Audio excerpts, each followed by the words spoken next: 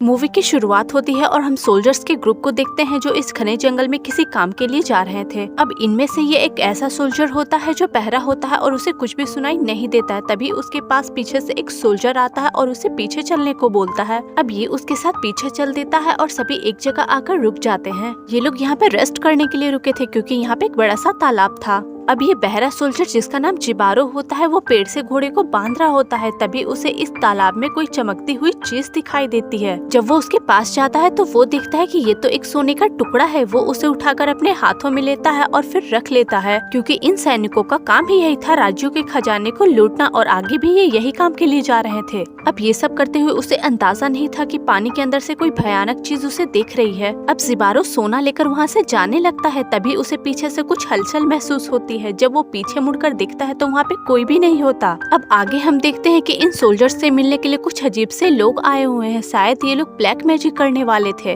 अब जिबारो के जाने के बाद इस नदी से एक गोल्डन लेडी बाहर निकलती है जो पूरी तरह से हीरे जवाहरात से लदी हुई थी। इस लेडी का नाम सायरन होता है और ये एक चुड़ैल होती है। अब ये सायरन विच पानी पे खड़ी होकर अजीब सा डांस करती है और जोर से चिल्लाती है। उसकी इस आवाज को सुनकर आसपास जितने भी सोल्जर्स होते हैं वो उसके तरफ खींचे चले आते हैं। उसकी इस आवाज से हर कोई उसके वश में हो गया था। जब वो उसे देखते हैं तो पागल ही हो जाते हैं। हर कोई उसे पाना चाह रहा था और सभी उसकी तरफ दौड़कर जाने लगते हैं। इधर ये सायरन अभी भी पानी में अजीब तरह से डांस करते हुए चिल्लाए जा रही थी। जैसे जैसे उसकी ये आवाजें बढ़ती जा रही थी वैसे वैसे सोल्जर्स और भी ज्यादा एग्रेसिव हो रहे थे और इस विच को पाने की चाह में सभी एक दूसरे से झगड़ने लगते हैं। कोई भी सोल्जर अपने होश में नहीं था, वो एक दूसरे को ही मारने लगते हैं और इस तरह से अधिकतर सैनिक मारे जाते हैं। और न जाने ऐसे कितने सैनिक होते हैं जो बस इसकी आवाज को सुनकर ही मर जाते हैं। अब जैसे जैसे सैनिक मरने लगते हैं वैसे वैसे ये चुड़ैल नाचते हुए पीछे जाने लगती है। लेकिन इन सब में जिबारो ही एक ऐसा सोल्जर था जिसपे इस सायरन विच की आवाज का कोई भी असर नहीं हुआ था क्योंकि उसे कुछ भी सुनाई नहीं दे रहा था। वो बस इस भयानक मंजर को देखकर खुद को बचा रहा था क्योंकि यहाँ सभी सैनिक एक दूसरे के खून के प्यासे हो गए थे। जिबारो जब इस हीरे जवाहरात से लदी हुई सायरन विच को पानी में डांस करते हुए देखता है तो वो काफी डर जाता है। उसे कुछ भी समझ में नहीं आ रहा था कि आखिर इन सब सोल्जर्स को हुआ क्या है, वो क्यों एक दूसरे को मार रहे हैं और क्यों इस चुड़ैल के पीछे पानी में जा रहे हैं। खैर अब बचे हुए सोल्जर्स एक दूसरे को मारते हुए उस चुड़ैल के पीछे गहरे पानी में जा रहे थे और डूबते जा रहे थे। धीरे धीरे सभी सैनिक मारे जाते हैं और इस पानी की गहराइयों में डूब जाते हैं। सबको मौत की नींद सुलाने के बाद सायरन विच की नजर जिबारो पे पड़ती है जो बिल्कुल सही सलामत था और उस पे उसकी आवाज का कोई भी असर नहीं हुआ था। इसलिए वो उसे भी मारने के लिए जोर से चिल्लाती है लेकिन इस बार भी उस पे कोई असर नहीं हुआ।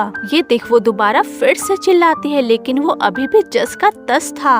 उसे कुछ भी समझ में नहीं आ रहा था कि आखिर उसकी आवाज पे उस पे कोई असर क्यों नहीं हो रहा है। वो काफी डर जाती है। उसे लगता है कहीं उसकी आवाज चली तो नहीं गई या फिर उसकी आवाज का ये जादू तो नहीं चला गया। इस परेशानी में वो वापस पानी के अंदर चली जाती है। उसके जाने के बाद भी जिबारो काफी डरा हुआ था। उसे डर था कि कहीं वो चुड़ैल वापस ना आ जाए और उसे मार ना दे। अब सायरन फिर से अपने सिर को पानी से बाहर निकालती है और जिबारो को देखने लगती है। वो अब उसके तरफ अट्रैक्ट हो गई थी। इधर जिबारो अपनी जान बचाने के लिए जंगल में अंदर की तरफ भागने लगता है। उसे कुछ भी समझ में नहीं आ रहा था कि वो कहाँ जा रहा है। वो बस भागे जा रहा था और भागे जा रहा था। तभी भागते भागते अचानक उसका सिर एक पेड़ से टकरा जाता है और वो बेहोश हो जाता है। जब उसे होश आता है तो वो उठकर खड़ा होता है लेकिन अब उसके अंदर इतनी हिम्मत नहीं थी कि वो आगे भाग सके और शाम भी हो रही थी। इसलिए वो एक चादर ओढ़कर पेड़ के नीचे बैठ जाता है। लेकिन अभी भी वो उस तालाब से ज्यादा दूर नहीं था। अब रात हो जाती है और जिबारो वहीं पे उस पेड़ के नीचे सो जाता है। तभी ये सायरन विच फिर से पानी से बाहर आती है और डांस करने लगती है लेकिन इस बार वो चिल्लाती नहीं बल्कि जिबारो के पास जाकर उससे लिपटने लगती है और उसी के पास जाकर सो भी जाती है। इधर जिबारो गहरी नींद में होता है इसलिए उसे बिल्कुल भी एहसास नहीं होता कि उसके पास सायरन विच सोई है। अगली सुबह जब जिबारो की नींद खुलती है तो वो देखता है कि उसके ऊपर किसी ने हाथ रखा हुआ है। जब वो पीछे मुड़कर देखता है तो वो सायरन विच होती है।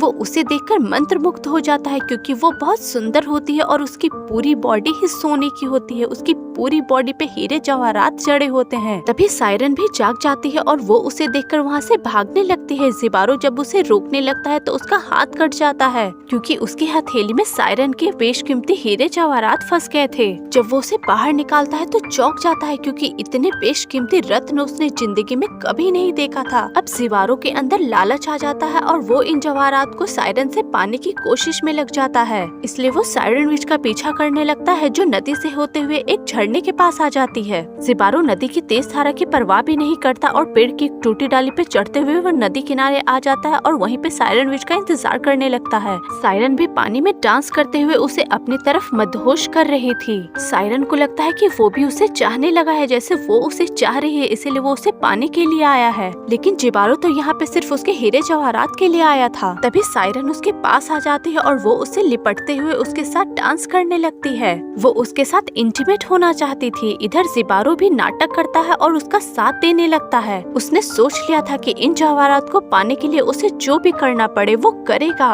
अब ये दोनों एक दूसरे को किस करने लगते हैं। तभी ज़िबारो अचानक से पीछे हटता है। वो देखता है कि उसके मुंह से तो खून आ रहा है क्योंकि सायरन के होठों पर भी हीरे जवाहरात चढ़ा था और इस वजह से उसके होठ भी कट जाते हैं। लेकिन ज़िबारो अब इस जख्म की भी परवाह नहीं करता और वो फिर से जाकर सायरन को किस करने लगता है। इससे उसके होठ बुरी तरह कट जाते हैं। अब ज़िबारो मौका पाकर अपने सिर से सायरन के ऊपर हमला कर उसे बेहोश कर देता है। उसके बाद वो उसके शरीर पे जड़े हुए सारे हीरे जवाहरात निकाल लेता है। साथ में वो उसके सोने की बनी हुई स्किन को भी उसकी बॉडी से नोचकर निकाल देता है। इससे वो काफी बुरी तरह से जख्मी हो जाती है, लेकिन फिर भी ज़िबारो को इससे कोई फर्क नहीं पड़ता। वो सायरन को उठाकर पानी में फेंक देता है। सायरन की बॉडी नदी की धारा में बहने लगती है और उसके खून से नदी का रंग लाल होने लगता है। अब ज़िबारो इन सारे ज्वेल्स को इस चादर में बांध लेता है और इसे लेकर यहाँ से जाने लगता है। अब सायरन विच नदी की धारा में बहते हुए इस तालाब में आ जाती है और तालाब के पानी में समा जाती है और उसके साथ ही इस तालाब और नदी का पूरा पानी लाल हो जाता है। सायरन विच के खून की तेज धारा इस नदी के पानी में बह रही थी और नदी के पानी को लाल कर रही थी। इधर ज़िबारो को इन सब की कोई खबर नहीं होती। वो बस इन जवाहरातों को उठाकर यहाँ से जाने में लगा था, लेकिन वो इतना भारी होता है कि वो उसे उठाकर ज्यादा दूर तक नहीं ले जा पाता और उसे वहीं रखकर नदी का पानी पीने के लिए चला जाता है। अब जैसे ही वो नदी किनारे पहुंचकर वहाँ का पानी पीने लगता है, सायरन विच के ब्लड की तेज धारा वहाँ पे भी पहुँच जाती है और यहाँ का पानी भी खून बन जाता है। ज़िबारो जब पानी पीने लगता है तो गलती से सायरन विच का खून भी वो पी लेता है। जैसे ही ये ब्लड उसके बॉडी के अंदर जाता है, उसकी बॉडी में अजीब से रिएक्शंस होने लगते हैं। तभी अचानक से उसे आवाजें सुनाई देने लगती है क्योंकि वो पैदाइशी ही बहरा होता है। उसे समझ भी नहीं आता कि आखिर ये सब कैसे हुआ।